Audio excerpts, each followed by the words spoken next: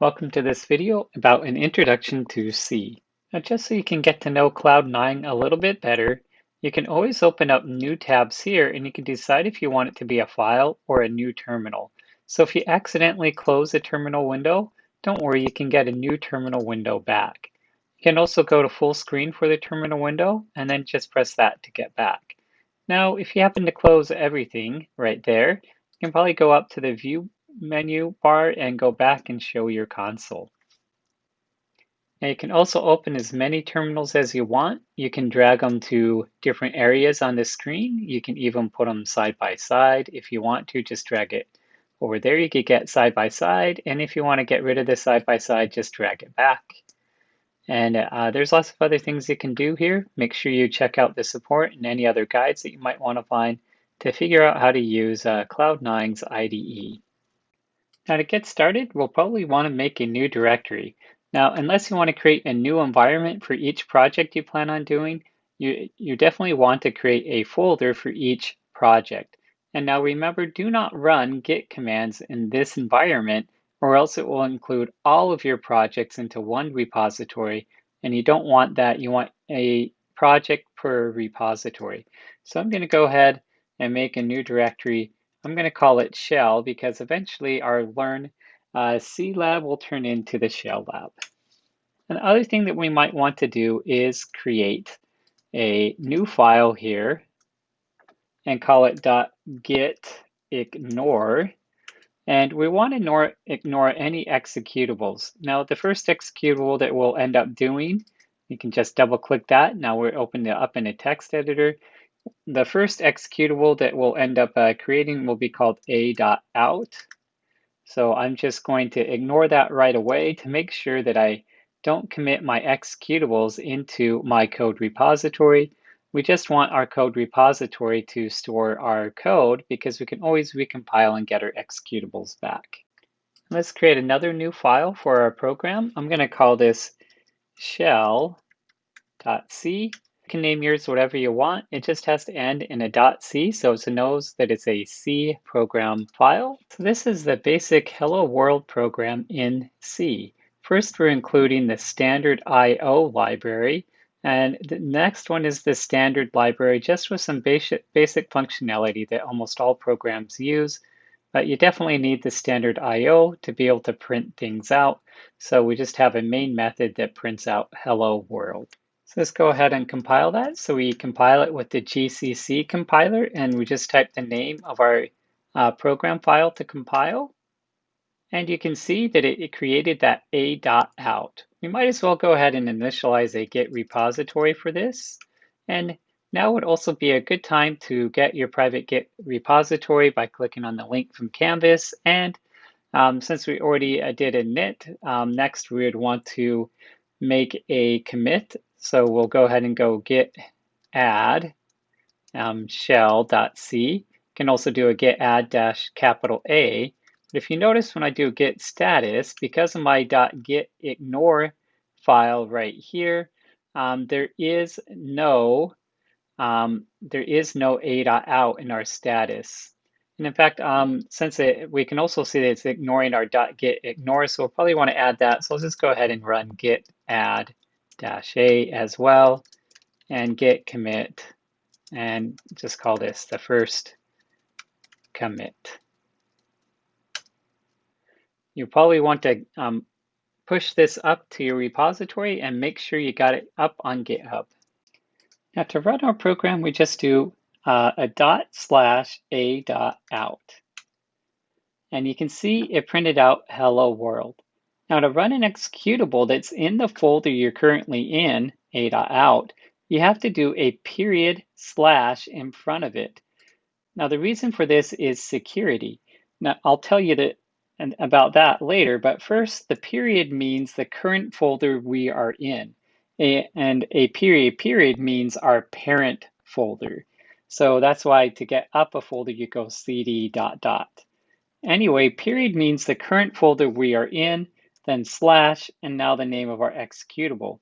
Now the reason you have to do this is somebody could create an executable called ls that instead of listing out all the files in your folder, deletes your entire hard drive.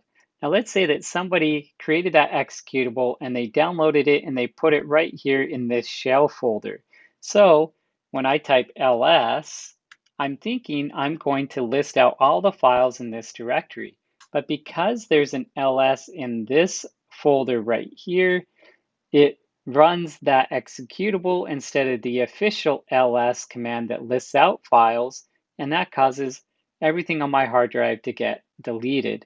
So for that reason, if you want to run an executable that's in your local folder, you have to do the / because that's you saying, yes, I want to run an executable in my current folder instead of the system executables like ls and cd and all the other commands that you would do on the command line. And we probably want to fix this program so it doesn't print out hello world and then our command prompt right after it. So let's just put a new line right there. Make sure we save our file. So by the way, when there's an X there, you know it's saved. If it's a little circle, that means you have files, changes that are not saved. And then we have to compile again. So make sure you rerun the compiler, and then we can do a.out. And now we see hello world on a line on its own. Now C and Java and C++ have a lot of similarities with their syntax and the way you do things. For loops look a lot alike, while loops look a lot alike. So I'm just going to focus on some of the differences. And I'm assuming that you already know C++ a little bit, and also that you know Java pretty well by the time you get to taking this class. Now here I declare a new integer, which is the same as in Java, what you would do. But to print it out, we use printf, and instead of trying to concatenate strings or use plus, what we have is a format string, and the format string includes whatever you want printed out, and then you have a little placeholder for variables, and later on, this variable a will get stuffed right where that %i is. So %i is a placeholder for an integer to be inserted into this string. So make sure you save, and we'll recompile and we'll run this code. And you'll see that a equals 5. So the format string has this a equals, and then the % means we're going to put a variable right here in the string, and then we have the a, and that's the variable that will go in for the I. Now let's add another variable b, set it equal to 6, and then in our format string, notice after the new line, we have the b equals, and we have another placeholder.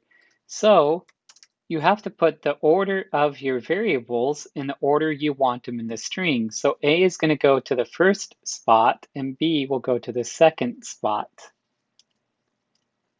And now you can see you have a here, and you have b equals 6. Now the placeholders you use have to match the type of the variable. So %i is for a integer, and %g is for a double or a floating point number. And as you can see, I put c, which is a double, and its position is going to go right here in the string. And when we print it out, we see c being equal to 6. Now, I'll talk more about why we're using char right here, but here's a string, and we can use %s and insert a string into another string. And in fact, this is one way to concatenate two strings together just by inserting one string into another one with printf. And one major difference between C and Java is the use of pointers. So to declare a pointer, we have the type, then we use the asterisk, and then a name. And what the asterisk says is I'm declaring a pointer that points to an integer. Now it's not the same thing as an integer. And in fact, a pointer will take 8 bytes to store in memory versus a normal integer will only take 4 bytes. Since C is compiled to run directly on the computer, it has to be very careful with its memory, and it has to know the size of everything that it's storing so that it can reserve enough memory to store it. Now, Pointers are 8 bytes on a 64-bit machine. If we have a 32-bit machine, then pointers become 4 bytes. And they need to have enough memory or space to store the complete address of where a variable is located on the computer. Now, pointers can be kind of complex. So first, I'm just going to go over a few rules about pointers and how to do operations with them. And then we'll go talk about memory management in C and C++. Now, Java has something called garbage collection, and it manages the memory for the programmer very well. And that's why a lot of people really like Java, because managing your own memory is very error prone, and it also slows you down a lot. And that's why a lot of people have moved away from C and C++ as a language they would use. However, C and C++ is also very fast, and that's why we're learning about it in our operating systems class. So I'm going to go over a few rules with pointers and show you some things that we can do with them. And then we're going to learn about how C manages memory. Now, one thing that will really help is to separate the declaration of a pointer and later on when we use the pointer.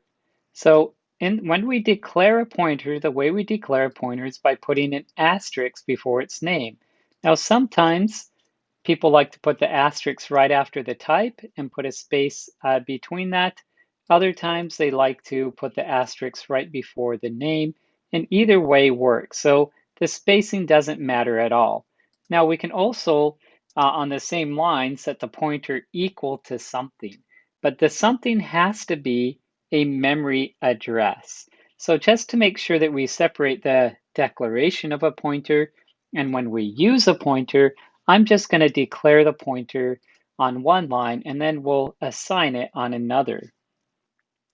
Now, if you ignore the declaration of a pointer, the rule whenever we see the star, now this doesn't mean not when we're declaring, but later on, whenever we see the star, then what we're saying is not the pointer itself, but what the pointer points to. So this star right in front of this says whatever the pointer points to, and we'll be operating on whatever the pointer points to.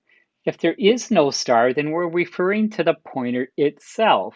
And that means if we do operations on it, we're going to change the pointer itself. So if I just say P equals, I'm changing the pointer, versus star P equals, I'm changing what the pointer points to. And that also refers to P on the other side. If I say P plus 1, then I'm adding 1 to the memory address that's stored in the pointer, versus doing a star P plus 1, then I'm adding 1 to the value that's the pointer points to, and not the pointer itself. Now, the ampersand operator in front of a variable name says, give me the address of this variable, or the memory address of where the variable is located in memory. So whenever you see that ampersand sign, just know that we're asking for the address of something. Now, the only exception to that would be if we have a variable declaration in a function, so we're declaring a parameter to the function. This isn't when we're calling a function, but when we're declaring a function. The ampersand in here means that we're going to do a pass by reference. And that's not very common. So pretty much whenever you see an ampersand sign, just know, hey, I'm asking for the address of this. So this makes perfect sense because we're referring to a pointer that stores a memory address, and we're setting it equal to the memory address of where A is located. Now I'm printing out the pointer, and notice the %p is how we print out a pointer. I'm just passing the pointer, printing out the pointer, and you can see I have this, and that is a memory address of where A is being stored in memory. Now, if I want to print out what P points to, notice I'm using the star P. So whenever I use the asterisk, that means not the pointer itself, but what the pointer points to. And notice I'm using a %I because that is an integer. And when we print it out, we get P is equal to 5 because P is pointing to A, and A is equal to 5. Now let me show you one more thing with pointers. Notice I say star P, so I'm not operating on P, but I'm operating on what P points to is going to point equals something new. Then I say star P, so that's not P, but what P points to, and I'm going to add 1 to it. And then I'm going to assign the +1 back to the original value. So when I print out P the next time, I should see 6. And also when I print out A, because P points to A, I really added 1 to A. And as you can see, when I ran it down here, the address of P is still the same, but P is now equal to 6, or what P points to is now equal to 6, and A is equal to 6. So I was able to change A through the pointer P. Now, this isn't what you normally want to do. If you notice, I took out the stars here, so I'm operating on the pointer itself. I'm adding 1 to a pointer. You might be thinking, well, what does that mean? Well, I'm just taking the memory address and adding 1 to it. And now, when you see that I ran my code, P is now equal to 6 and A is left unchanged. But why is P equal to 6? And that's probably just because I happen to have B equal to 6 up here. But this is probably something that you don't want to do because you're changing the address that the pointer points to, and who knows really what that means. Now, it could be useful if P points to an array and then you add 1 to it, you're able to move it to the next element of the array. And really that's, I just got lucky here because I declared 2 integers. When I add 1 to P, I'm moving it to the next integer in memory. So I just happened to land it on B, but that was just by luck, or maybe because I knew how C works underneath the hood. So if I change this to 8 and we try running it again, notice that P is equal to 8. And that's just purely by luck. You wouldn't really want to do that in a program. And in fact, I'm just showing you some of the more complicated things that you might do with pointers, actually that you probably won't do with pointers, to teach you how pointers work. But mostly you could kind of think of pointers as the same thing as references in Java, but there are some differences. Oh, some of the advantages of C is that it's very fast. The code runs very fast. And the second advantage is you get very close to the hardware. But that's also kind of a disadvantage because it also involves the programmer a lot in managing the memory. Now, when you launch a C program, the compiler basically has 4 different areas of memory. The first area of memory is where the code or the actual instructions of your program will go. The second area of memory is where the global variables are located. Now, a global variable is any variable that's declared outside of any function. So you could declare global variables up here in your code, or over here in your code, or even below there. All the global variables will be stored in memory in the global area section.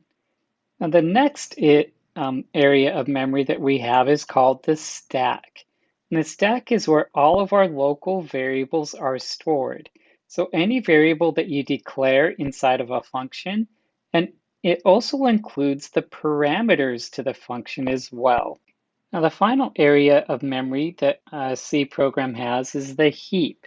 And that's an area where the programmer can request from the system memory, and it's up to the programmer to decide when he's done and give that memory back to the system. So the main difference between the stack and the heap is that the stack is auto-managed by the compiler.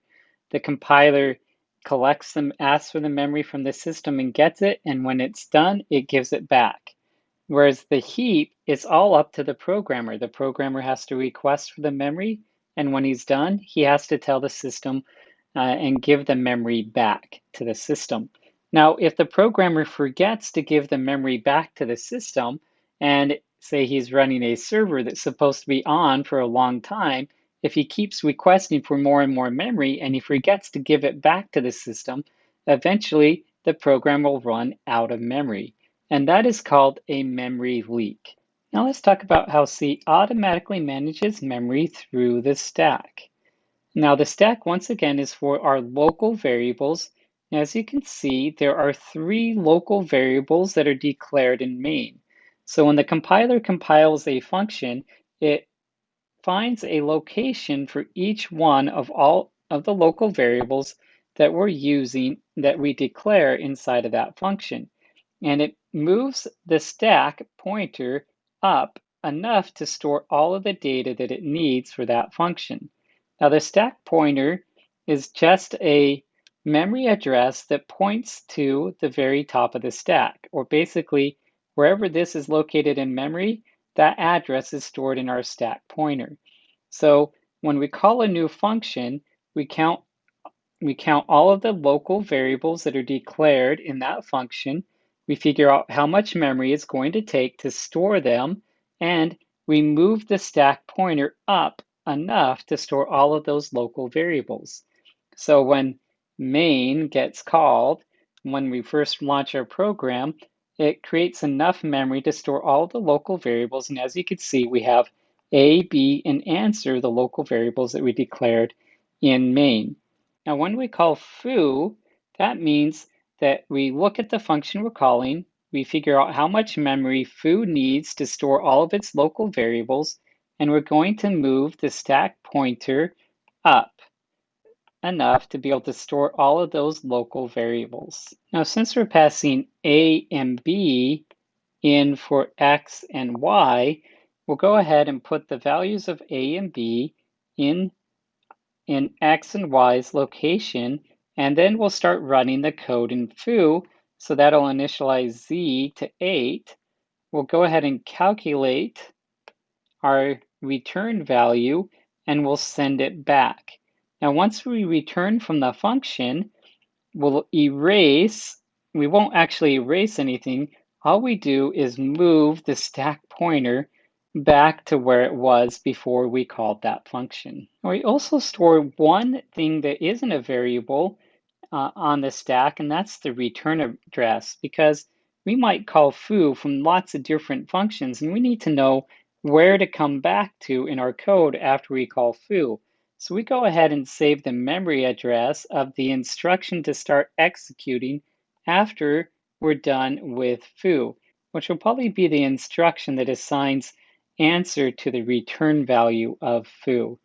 So we always store the return address in this stack as well. The return address of main is probably set to 0, and that just tells the system whenever we return from main, that tells it to quit our program. Now you can see after we return from foo, we don't bother erasing all of the stack that we had above from foo. We just return the stack pointer to where it was. Now, by the way, these variable names, when the compiler compiles it, it's just an offset. The A turns into an offset of how far to move from the stack pointer. So A, the offset is probably 0 because A is where the stack pointer points. B's offset would be 1 because it moves 1 memory location down from the stack pointer, and answer would be 2 because it moves 2 memory locations. Now, of course, that's going to depend on the type and how much memory each one of these variables stores. So if these are integers, they really take 4 bytes. So A would be 0, B would be the 4 bytes down from the stack pointer, and answer would be 8 bytes down from the stack pointer. Now let's talk about the heap. And there's 3 functions that you can use to interact with the heap. The first one, Malik, is short for memory allocate, and that's to request memory from the heap. And we usually use Malik when we're requesting memory for just one variable. Calloc, on the other hand, is a way to request memory for an array. And to give the memory back, we call free. Now, if you want to read more about these functions, you can actually use your terminal window and type man, which is short for manual, and these are called the man pages that talk about all the different functions you can do in C and C++. So if we just do malloc, then you will get a little man page that tells you all about Malik and even tells you about related functions, and you can also read about it. But the most important thing that well, not maybe not the most important thing, but one thing to pay attention to is what you have to include in order to be able to use Malik. So we already included this standard lib so that we can use Malik. If we didn't do that, then Malik would be undefined. Now, by the way, to get out of the man pages, just press Q and you'll be back to your terminal window. And up here, I'm now creating a new pointer that points to an integer, and I'm assigning it equal to the result of calling Malik. So Malik will return a pointer. Now, the parameter to Malik is how many bytes of data you would like from the system, or how many bytes of memory. And we often use this size of function to figure out the size of an integer. Now, I could just put 4 here because I know an integer is 4 bytes on my system. But as we compile C programs on different architectures or different CPUs, the size of an integer could change. So just by using size of, when you compile something for a certain CPU, it'll automatically figure out the size of an integer for you. So that will give us some memory on the heap. And I can go ahead and say star b equals 10, and then I can print out b later on, b equals star b that way. So usually when you're using the heap, you have to be able to use pointers. Of course, we've got to make sure we put our semicolons in and get rid of that foo call. So now we could go ahead and compile and run our program again. And you could see b is equal to 10. But now I have a problem because I asked for memory from the heap and I never gave it back. That means that this was running in a loop and we'd run it a whole bunch of times. We'd keep requesting memory, we'd never be giving it back, and eventually the system will run out of memory. So to make sure that I give it back, I'll have to go free and just the name of our pointer, and that will give the memory back to the system. And you can see by recompiling and running that it still works just fine. Now, of course, we didn't get any error here, and that's what makes these memory leaks so hard. There's nothing to warn you that you forgot to do it. You just have to hope that you did it. Now, there are certain libraries that you can use that will help you figure out where you have memory leaks, but most people use Java or other languages that automatically manage this memory for you. And just so you can see an example of calc, here we're asking for an array of 5 elements of 4 bytes. So the size of is the size of a single element, and this is how many elements you want in the array. Now that we have an array, we can go back to the familiar array syntax that you might know from Java, and we can assign a value to something and print it back out. But don't forget to free up your array when you're done. I want to finish this tutorial up by talking about arrays. Now this is one way that you can do arrays by storing them on the heap, but you can also store your arrays on the stack. So if you want an array on the stack, all you have to do is declare the array, use your square brackets, and this is how many elements you want in the array. Then you can use the array just like you have in Java, and you don't have to say free because the array is stored on the stack and is automatically managed for you. You only have to free up an array is if you used malloc or calloc to request memory from the system. Then you would have to free it up. But since we just put it on the stack, we don't have to worry about that. So my recommendation as you do your homework is just store all of your data either on the stack or the global area. Now, that's not necessarily a good programming method to have a bunch of global variables, but it does keep things simple for this class and helps you learn C without having to worry too much about your memory management. Now, just to see how your array is stored in memory, all of this would be stored on the stack for the function that we declared our array in. Now, when I declare an array like this, my name, B, is actually a pointer to the first element of the array. So B is really not an integer, but it's a pointer to an integer. So the type of B is a pointer to an integer because it points to the first element of our array. Now, when you declared an array on the heap, when I declared an array on the heap, the array name was also an integer.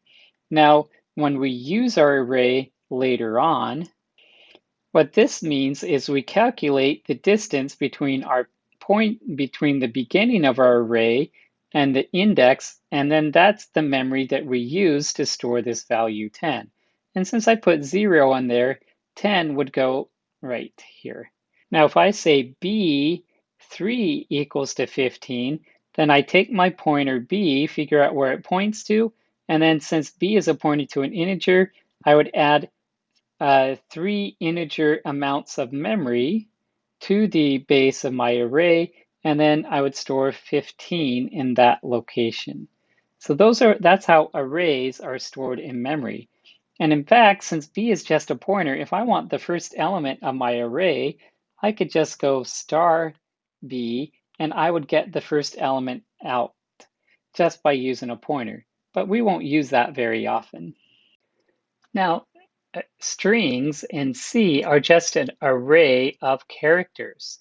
So that's why when I declared a string before, I said char star string equals my string. And this becomes an array, whereas str is just the pointer to the very first character of my string.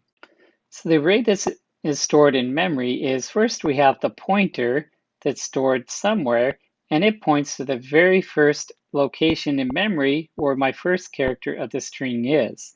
And then we have our string, and at the end of our string, we always put this null character. Now the null character is the ASCII value 0, and that just marks the end of our string. Now there's no rule saying that we have to use all the memory that we requested for our string. So oftentimes we'll have a big array of memory and that we can fill up with characters. We'll fill up the characters, some of it, and then we'll put 0 at the end, and we'll just let this memory be kind of wasted and we won't use it at all. But 0, or this null character, always marks the end of this string, and printf and all the other string functions that we use know that the string ends with the null character. I want to end this video by showing you how to take command line arguments in a program. Now you might remember this from Java and Python and other languages, but in C and C++, we have to take in 2 arguments. One is an integer and one is a char star star. Now we'll get to the star star later. Why are we passing in an integer? Arrays in C and C++ do not know their own size. So we can't ask an array, hey, how many elements do you have inside of it? So whoever gives us an array also has to give us a number telling you how many elements are in the array. So the argc stands for the count, how many elements are in our array, and the argv is our array of strings. And that's what a char star star is. And what it really is it's a pointer that points to a pointer that points to a character. And that's how we have an array. If you remember, the name of an array really becomes a pointer to the beginning of the array. So that's why we have the first star. And it's an array of strings, and strings in C are arrays of characters. So that's why we have the star star. The first star says I'm an array of characters, and the second star says I'm an array of strings. And this loop right here will just loop through each argument and print it out. So let's go ahead and compile it and run it.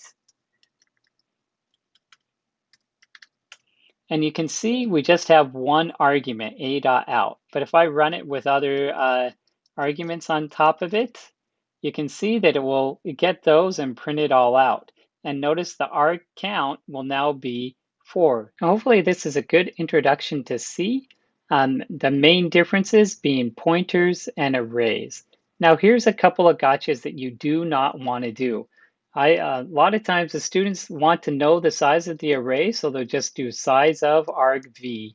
But That's not what size of returns. Size of will return the size that argv itself takes. And argv is a pointer, so that's going to return 8 all the time, no matter what. So do not do size of. You always have to keep a count. So whenever you create an array, you always are going to have another integer to be able to keep a count of how many elements you have stored in the array. There is no asking an array how big it is. You always need this other variable. Now, another couple of gotchas deal with strings. In a lot of languages, you can just compare strings with a double equal sign. You cannot compare strings with a double equal sign in C. That just compares their pointers.